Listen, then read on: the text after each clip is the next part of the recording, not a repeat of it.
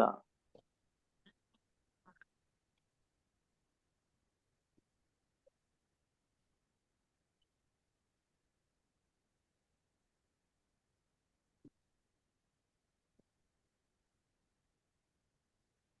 Assalamualaikum warahmatullahi wabarakatuh. Kami dari kelompok 6. Nama saya Carlos Surya Baby dan teman saya Agustiawan, ada Muhammad Nur dan Muhammad Repin Putra Palepi. Di sini kami akan menjelaskan bab tentang motivasi aplikasi organisasi. Ini adalah beberapa subbab dari bab yang akan kami jelaskan.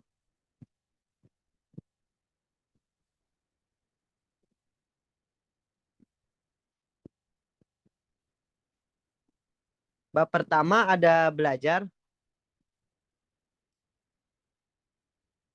Pembelajaran adalah proses perubahan perilaku yang relatif permanen akibat latihan. Latihan bisa melibatkan pelatihan formal atau pengalaman tak terkontrol. Pembelajaran dapat menghasilkan perilaku adaptif yang meningkatkan efektivitas organisasi atau perilaku non-adaptif yang tidak efektif. Teori pembelajaran sosial oleh Albert Bandura menjelaskan bahwa perilaku dipengaruhi oleh interaksi antara faktor kognitif, perilaku, dan lingkungan. Orang belajar melalui pengamatan dan peniruan model peran dalam konteks sosial. Efikasi diri, self-efficacy, memainkan peran penting dalam motivasi dan kinerja, itu keyakinan seseorang untuk kemampuannya untuk berhasil dalam situasi tertentu.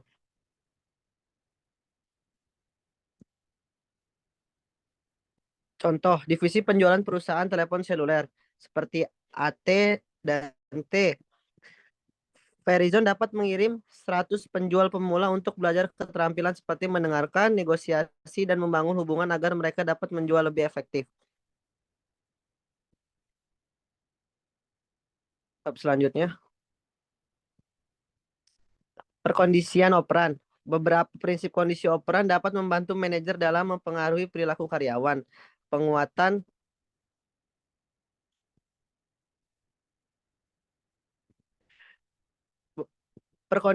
perkondisian operan. Beberapa prinsip kondisi operan dapat membantu manajer dalam mempengaruhi perilaku karyawan. Penguatan, reinforcement, adalah prinsip pembelajaran yang sangat penting secara umum. Motivasi merupakan segala penyebab internal perilaku. Sedangkan penguatan merupakan penyebab eksternal. Penguatan positif terjadi ketika konsekuensi positif yang dihargai mengikuti suatu respon terhadap suatu stimulus. Ini dapat berupa hadiah, berupa kenaikan gaji bonus, atau promosi, atau hal-hal lebih abstrak seperti pujian atau dorongan. Tanpa penguatan perubahan perilaku yang terukur, kemungkinan tidak akan terjadi. Selanjutnya, bab 2, prinsip perkondisian operan.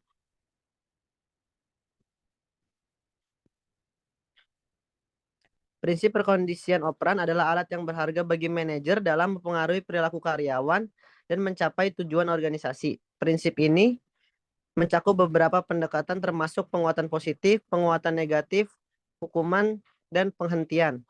Penguatan positif adalah proses memberikan imbalan atau pengakuan atas perilaku yang diinginkan. Ketika perilaku yang diinginkan diberi penguatan positif, karyawan merasa dihargai dan termotivasi untuk mengulangi perilaku tersebut. Imbalan dapat berupa pujian, penghargaan, bonus, atau promosi, serta tanggapan positif lainnya yang mendorong peningkatan kinerja dan produktivitas.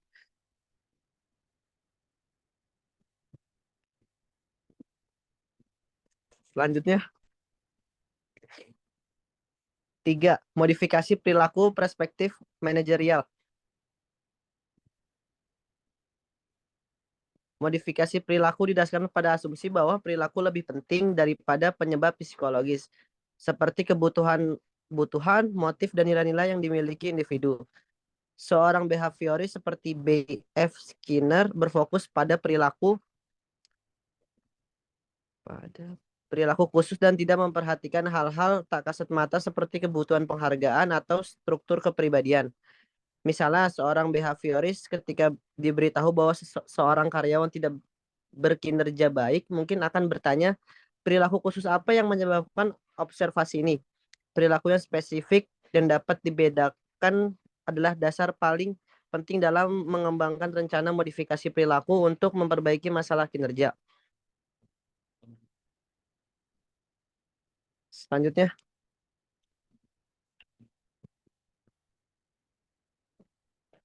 penelitian tentang teori.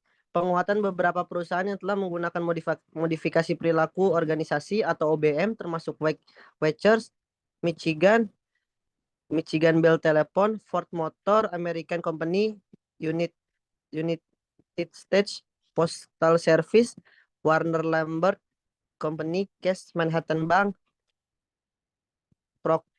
Procter and Gamble, dan Standard Oil. Sebuah survei penelitian empiris tentang OBM meneliti penelitian yang melibatkan kuantitas kinerja, kualitas kinerja, absensi, keselamatan karyawan, konservasi energi karyawan, dan tindakan pencurian, serta layanan pelanggan. Para peneliti menemukan bukti yang cukup kuat bahwa OBM memberikan kontribusi positif terhadap perilaku organisasi, tingkat absensi, kualitas produk, pengurangan kekerasan di tempat kerja, dan perilaku keselamatan karyawan tampaknya meningkat lebih sering daripada tidak ketika organisasi OBM. Kritik terhadap modifikasi perilaku. Modifikasi perilaku mendapatkan kritik dari beberapa sudut pandang. Salah satunya adalah tentang penggunaan penguat yang hanya dianggap menghasilkan perubahan perilaku permukaan tanpa adanya perubahan perilaku yang mendasar. Namun, ada juga pandangan dari Locke yang menyatakan bahwa menganggap penguat dapat mengubah perilaku seorang secara otomatis tanpa mempertimbangkan keyakinan, nilai, dan proses mental individu adalah pandangan yang salah. Selain itu, kritik juga menyoroti bahwa teori pembelajaran operan sering mengabaikan faktor pembelajaran sosial dan penguatan diri, ketergantungan berlebihan pada penguatan ekstrinsik seperti imbalan materi atau bayaran. Juga menjadi sorotan kritik karena dapat menyebabkan kurangnya motivasi intrinsik untuk melakukan perilaku tanpa adanya penguat. Dalam pandangan kritikus, perlu ada pertimbangan lebih lanjut terhadap aspek psikologis dan sosial lebih kompleks dalam memahami perilaku manusia. Bab selanjutnya akan dijelaskan oleh teman saya, Agus.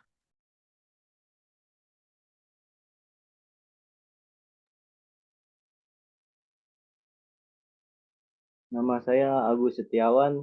Saya akan menjelaskan bab 4, yaitu manajemen perilaku diri. Berhenti merokok, menjalani diet, pengalaman pertumbuhan dan perkembangan pribadi, serta konsisten dengan regimen latihan fisik melibatkan gagasan tentang pengendalian diri. Pengaturan motivasi diri telah mendapat perhatian dalam literatur organisasi. Konsep self-motivasi berkembang terutama dari teori pembelajaran sosial dan karya terkait dalam self-control. Dalam literatur organisasi, proses ini disebut behavioral self-management atau singkatan BSM. Self-management yang sering disebut self-control didefinisikan sebagai berikut. Seseorang menunjukkan pengendalian diri ketika dalam relatif kurangnya kendala eksternal segera ia terlibat dalam perilaku yang probabilitas sebelumnya lebih rendah daripada perilaku yang tersedia sebagai alternatif. Pada intinya, ini menunjukkan bahwa ada saat-saat ketika individu akan memilih perilaku yang sebelumnya belum dipilih secara konsisten, dan pilihan ini mungkin didasarkan pada harapan hasil positif di masa depan dari tindakan ini. Model pengaturan diri. Karena self-management yang efektif tampaknya menawarkan potensi manfaat bagi karyawan dan organisasi, sebuah kerangka kerja umum bisa membuktikan nilainya. Friedrich Kanfer telah mengusulkan model 3 tahap yang memiliki nilai aplikasi manajerial. Model Kanfer mengenai pengaturan diri ini digambarkan dalam situasi kerja.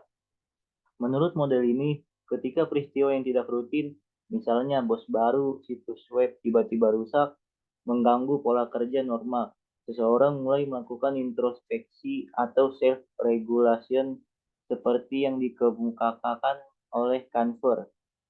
Misalnya ditugaskan kepada seorang atasan baru tidak terjadi setiap hari, sehingga dianggap sebagai kejadian yang tidak rutin. Peristiwa tersebut akan memicu pemikiran seperti apa yang diharapkan oleh atasan baru dari saya, bagaimana kinerja saya saat ini, bagaimana saya harus tampil agar memberikan kesan baik pada atasan baru. Bab 5 yaitu teori penetapan tujuan. Proses penetapan tujuan. Tujuan adalah objek dari suatu tindakan. Itu adalah yang ingin dicapai oleh seseorang. Contohnya adalah mendapatkan 5 pelanggan baru, melatih 20 karyawan baru, mengurangi biaya langsung sebesar $10.000, atau mengurangi absensi di suatu departemen sebesar 12%. Banyak contoh berhasilnya teknik penetapan tujuan dalam mencapai hasil penting bagi organisasi, seperti perbaikan keselamatan. Penelitian tentang penetapan tujuan.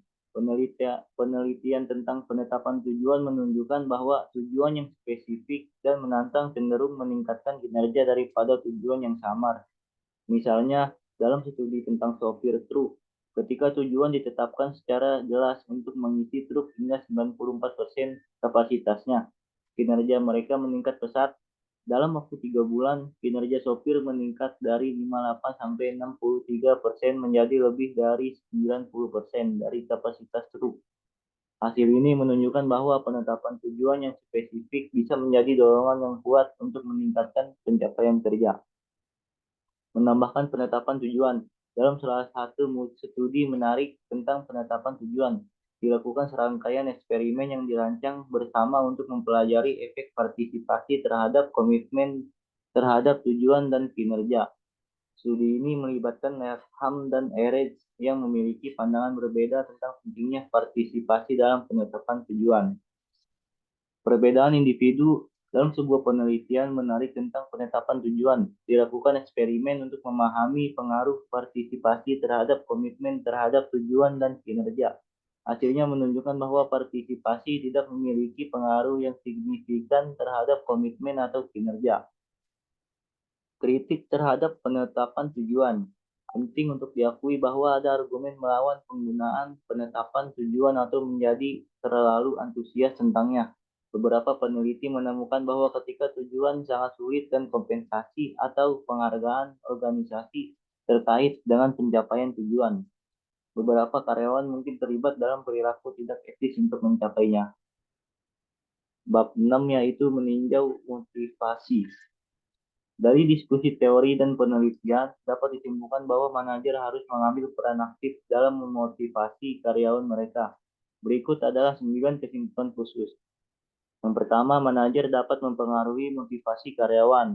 Kedua, manajer harus ingat bahwa kemampuan, kompetensi, dan kesempatan berperan dalam motivasi. Tiga, memantau terus-menerus kebutuhan, kemampuan, tujuan, dan preferensi karyawan adalah tanggung jawab setiap manajer. 4, manajer harus mencoba mengarahkan perilaku yang terdorong secara mandiri menuju hasil yang produktif. 5. Manajer sebagai panutan dapat berpengaruh dalam memotivasi karyawan.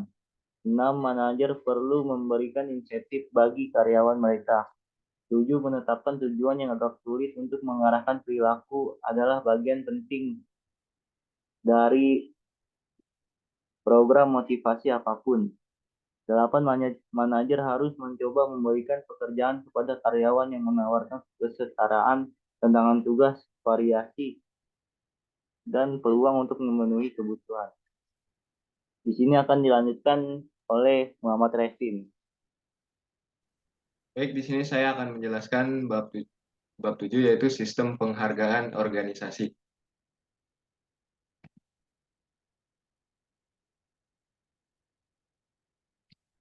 Model reward individual. Tujuan utama program reward adalah menarik orang berkualitas untuk bergabung dengan organisasi, menjaga karyawan datang bekerja, dan memotivasi karyawan untuk mencapai tingkat kinerja yang tinggi. Hubungan antara reward dan kepuasan belum sepenuhnya dipahami dan tidak statis. Ini berubah karena orang dan lingkungannya berubah, tetapi ada pertimbangan penting yang dapat digunakan oleh manajer untuk mengembangkan dan mendistribusikan reward. Pertama, reward harus cukup untuk memenuhi kebutuhan dasar manusia. Undang-undang federal, kontrak serikat, dan keadilan manajerial telah menyediakan reward minimal sebagian besar lingkungan kerja. Kedua, individu cenderung membandingkan reward mereka dengan reward orang lain. Orang membuat perbandingan terlepas dari jumlah reward yang akan mereka terima. Jika ketidakadilan dirasakan, maka ketidakpuasan akan terjadi. Terakhir, seperti yang ditunjukkan oleh O.B. Edward, manajer yang mendistribusikan reward harus menyadari perbedaan individual, kecuali perbedaan individual dipertimbangkan, proses reward jauh lebih efektif seperti yang diharapkan, seperti paket reward yang harus cukup untuk memenuhi kebutuhan dasar, misalnya makanan, tempat tinggal, pakaian, dan dianggap adil dan berorientasi pada individu. Selanjutnya, ada 8 imbalan ekstrinsik dan intrinsik.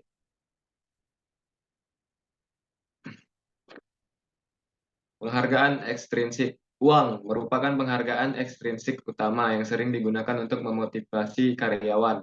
Namun, penggunaan uang sebagai motivator perlu dipahami dengan baik oleh manajer kinerja. Kinerja harus terkait dengan kenaikan gaji agar uang dapat menjadi motivator yang efektif. Kritikus berpendapat bahwa bayaran eksekutif yang terlalu tinggi tanpa hubungan yang jelas dengan kinerja dapat menyebabkan masalah dalam organisasi. Pengaturan gaji yang tepat dan adil serta perhatian terhadap preferensi dan kebutuhan individu sangat penting untuk memastikan kepuasan karyawan. Selanjutnya terdapat imbalan intrinsik. Ketuntasan tugas. Beberapa orang menganggap penting untuk menyelesaikan proyek atau pekerjaan. Mereka menyukai pencapaian tugas. Mereka merasa puas ketika berhasil menyelesaikan suatu tugas. Dan hal ini bisa menjadi bentuk penghargaan diri. Kesempatan untuk menyelesaikan tugas bisa sangat memotivasi mereka. Ini ada pencapaian. Pencapaian adalah bentuk penghargaan diri ketika berhasil mencapai tujuan yang menantang. Beberapa orang mencari tujuan yang menantang, sementara yang lain lebih memilih tujuan yang moderat atau rendah. Program penetapan tujuan yang menantang dan dapat meningkatkan kinerja individu. Namun, perbedaan individual juga perlu dipertimbangkan dalam menghargai pencapaian.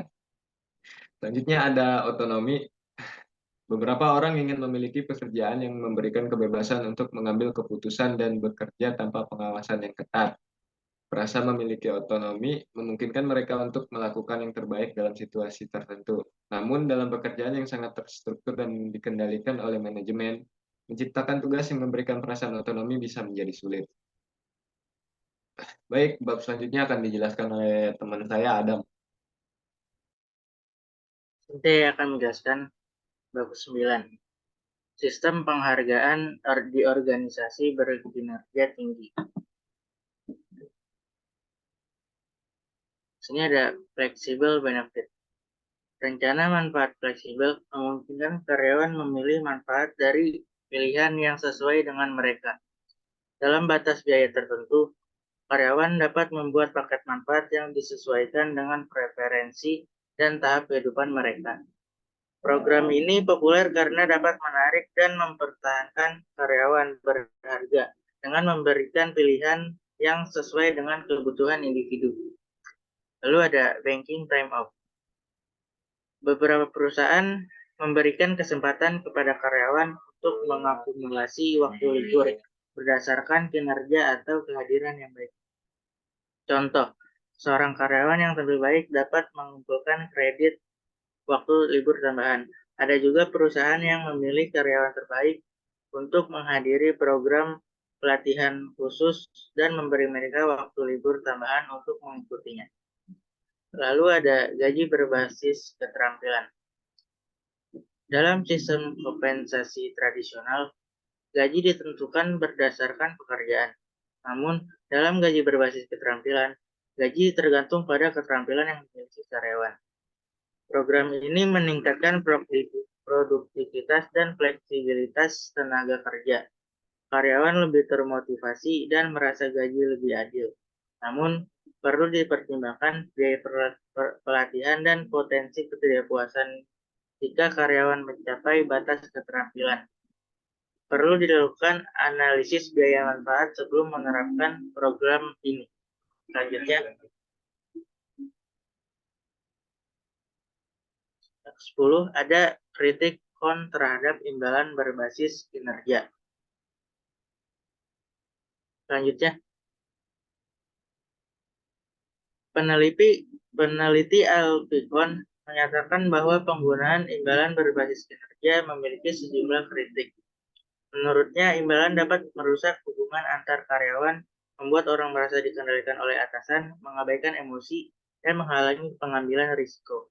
Meskipun demikian, penggunaan imbalan dalam organisasi kerja mungkin tidak akan hilang dalam waktu dekat, meskipun KON tidak memberikan saran pengganti imbalan. Penting bagi manajer untuk menciptakan skema imbalan yang adil, masuk akal, dan bermakna bagi karyawan. Selanjutnya, ini ada ringkasan dari poin kunci. Bagian inti dari teori pembelajaran sosial Bandura adalah konsep self-efficacy, yaitu keyakinan bahwa seseorang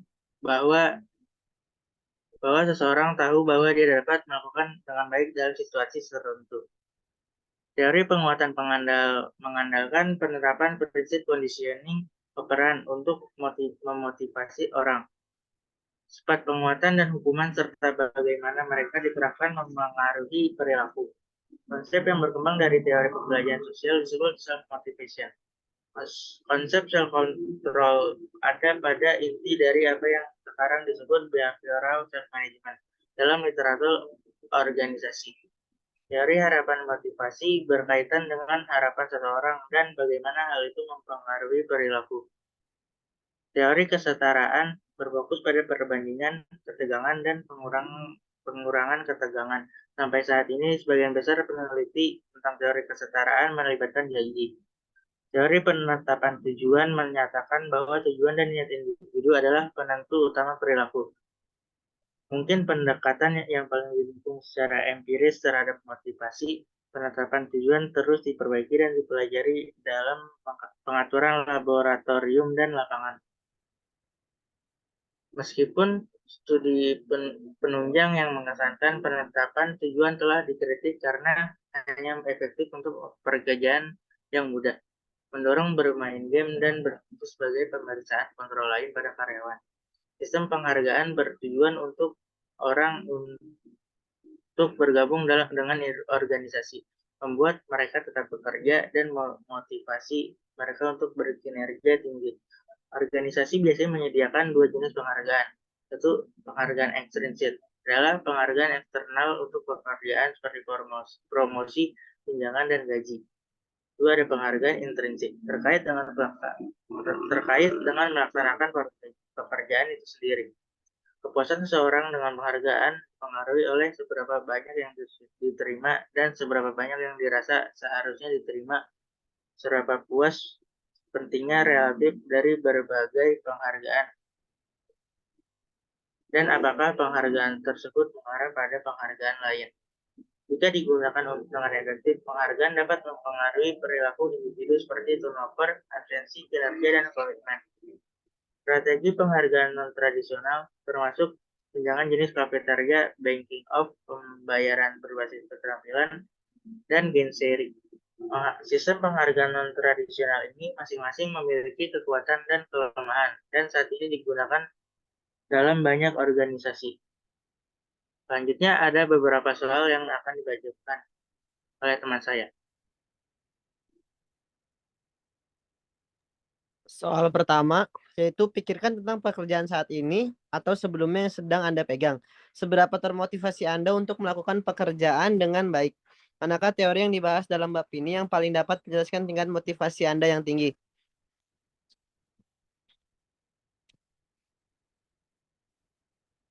Jawaban, dalam sebuah pekerjaan yang pernah atau sedang dijalani, tingkat motivasi untuk melakukan pekerjaan dengan baik dapat dijelaskan dengan menggunakan teori-teori yang dibahas dalam bab ini. Jika seseorang memiliki motivasi yang tinggi untuk melakukan pekerjaan dengan baik, teori self-efficacy dari teori pembelajaran sosial Bandura dapat menjelaskan tingkat motivasi yang tinggi tersebut. Self-efficacy mengacu pada keyakinan individu terhadap kemampuannya untuk berhasil melakukan tugas. Ketika individu melakukan tingkat self-efficacy yang tinggi, mereka cenderung lebih termotivasi dan percaya diri dalam kemampuan mereka. yang mengarah pada peningkatan usaha dan kinerja. Di sisi lain, jika seseorang memiliki tingkat motivasi yang rendah untuk melakukan pekerjaan dengan baik, teori harapan dapat memberikan penjelasan. Teori harapan menyatakan bahwa motivasi dipengaruhi oleh harapan individu tentang hubungan antara usaha, kinerja, dan hasil. Jika individu merasa bahwa usaha mereka tidak akan menghasilkan hasil atau imbalan yang diinginkan, mereka mungkin memiliki tingkat motivasi yang rendah untuk berkinerja dengan baik. Penting untuk dicatat bahwa motivasi adalah konsep yang kompleks dan beragam, dan berbagai faktor dapat mempengaruhi motivasi individu dalam pekerjaan. Teori-teori ini memberikan kerangka kerja untuk memahami motivasi, namun pengalaman dan situasi individu dapat bervariasi. Soal nomor 2 akan dijawab oleh teman saya, Agus Setiawan. Ya, di sini saya akan menjelaskan soal nomor 2. Sebagai manajer masa depan, teori manakah yang disajikan dalam bab ini yang paling berguna bagi Anda dalam memotivasi karyawan Anda?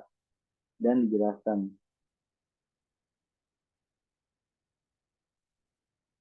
Sebagai seorang manajer di masa depan, teori self-efficacy dari teori pembelajaran sosial Bandura akan sangat berguna bagi saya dalam memotivasi karyawan. Self-efficacy mengacu pada keyakinan individu terhadap kemampuannya untuk berhasil melakukan tugas.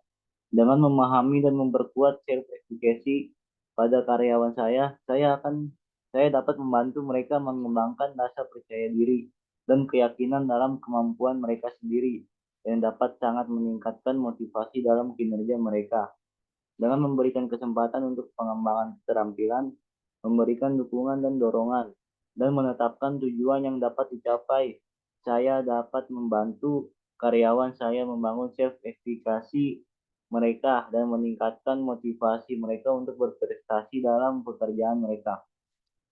Selain itu, sebagai seorang manajer, saya dapat menjadi contoh teladan dan memberikan umpan balik positif dan pengakuan untuk memperkuat keyakinan mereka dalam kemampuan mereka. Dengan menerapkan teori self-efficacy, saya dapat menciptakan lingkungan kerja yang memotivasi di mana karyawan merasa berdaya dan mampu, yang akan mengarah pada tingkat keterlibatan, produktivitas, dan kepuasan kerja yang lebih tinggi.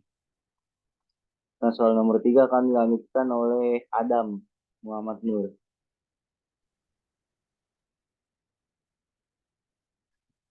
Nomor 3. Jelaskan perbedaan utama antara kebutuhan Maslow dan penjelasan hierarki Alderfer tentang motivasi. Selanjutnya, jawabannya, kinerja seseorang akan meningkat seiring dengan peningkatan kesulitan tujuan yang ditetapkan, sampai mencapai batas kinerja tertinggi. Namun, individu yang kurang berkomitmen terhadap tujuan yang sulit akan mengalami penurunan atau kinerja yang buruk. Partisipasi dalam penetapan tujuan dapat mempengaruhi komitmen dan kinerja. Studi menunjukkan bahwa partisipasi dalam penetapan tujuan mempengaruhi kinerja karyawan yang kurang terdidik, tetapi tidak mempengaruhi kinerja karyawan yang lebih terdidik. Sistem penghargaan berbasis keterampilan dapat mendorong karyawan untuk memperoleh dan mempertahankan keterampilan yang terkait dengan pekerjaan mereka. In-sharing adalah program insentif kelompok berbasis pemula di mana karyawan berbagi keuntungan finansial dari peningkatan kinerja organisasi. In-sharing dianggap dapat meningkatkan motivasi dan kerja tim. Penguatan positif dan pengakuan pribadi merupakan kekuatan motivasi yang kuat. Penguatan negatif dan hukuman juga dapat mempengaruhi perilaku. Selanjutnya, nomor 4 akan dijelaskan oleh Revin. Baik, di sini saya akan menjelaskan nomor 4. Soalnya yaitu faktor-faktor apa yang membuat teori hierarki kebutuhan Maslow begitu menarik secara intuitif bagi para manajer yang berpraktik meskipun kekurangannya jelas. Jawabannya itu teori hierarki kebutuhan Maslow begitu menarik secara intuitif bagi para manajer yang berpraktik karena menawarkan kerangka kerja yang sederhana dan mudah dimengerti untuk memahami kebutuhan karyawan dan mengelola motivasi di tempat kerja. Meskipun memiliki beberapa kelemahan, teori ini tetap populer karena beberapa faktor berikut. 1. Kerangka kerja yang sederhana. Teori hierarki kebutuhan Maslow menyajikan kebutuhan manusia dalam bentuk hierarki berjenjang yang sederhana. Ini terdiri dari 5 tingkat kebutuhan: fisiologis, keamanan, sosial, harga diri, dan aktualisasi diri yang perlu dipenuhi secara berurutan. Para manajer merasa mudah mengikuti kerangka kerja ini dan mengidentifikasi faktor-faktor yang mungkin mempengaruhi motivasi karyawan di setiap peningkatan. 2. Relevansi. Relevansi dalam kehidupan sehari-hari. Konsep-konsep dalam teori Maslow mudah dipahami dan sering terasa relevan dalam kehidupan sehari-hari. Kebutuhan untuk makanan, tempat tinggal, rasa aman, hubungan sosial, pengakuan, dan pencapaian adalah hal-hal yang umum dan dapat diamati dalam lingkungan kerja maupun kehidupan pribadi. Menyentuh sisi emosional. Teori Maslow juga menarik secara emosional karena menggambarkan aspirasi manusia untuk mencapai potensi maksimal mereka. Konsep aktualisasi diri mengeksplorasi gagasan tentang mencapai tujuan pribadi dan mengembangkan diri secara penuh, yang menarik bagi banyak orang. 4. Memberi arahan dalam manajemen karyawan. Para manajer dapat menggunakan teori ini sebagai alat untuk mengidentifikasi kebutuhan yang mungkin tidak terpenuhi pada tingkat tertentu dan merancang strategi yang sesuai untuk meningkatkan motivasi karyawan. Misalnya, jika karyawan kekurangan pengakuan, manajer dapat memberikan apresiasi dan pujian. Atau jika karyawan membutuhkan kesempatan untuk pertumbuhan pengembangan, manajer dapat memberikan pelatihan atau penugasan proyek yang menantang. Walaupun teori ini menarik secara intuitif, juga penting untuk diingatkan bahwa teori hierarki kebutuhan Maslow juga memiliki beberapa kelemahan. Beberapa kritikus berpendapat bahwa tidak selalu ada urutan yang pasti dalam pemenuhan kebutuhan manusia, dan bahwa faktor-faktor motivasi bisa jauh lebih kompleks daripada yang dijelaskan dalam teori ini. Selain itu, setiap individu memiliki preferensi dan nilai yang unik, sehingga apa yang memotivasi satu orang tidak selalu berlaku untuk orang lain. Meskipun demikian, teori hierarki kebutuhan Maslow tetap menjadi landasan penting dalam memahami motivasi manusia dan membantu para manajer memahami dan mengelola kebutuhan karyawan secara lebih efektif di tempat kerja.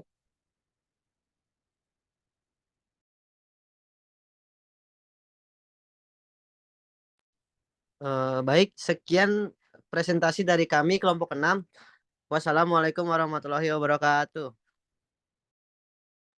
Waalaikumsalam warahmatullahi wabarakatuh.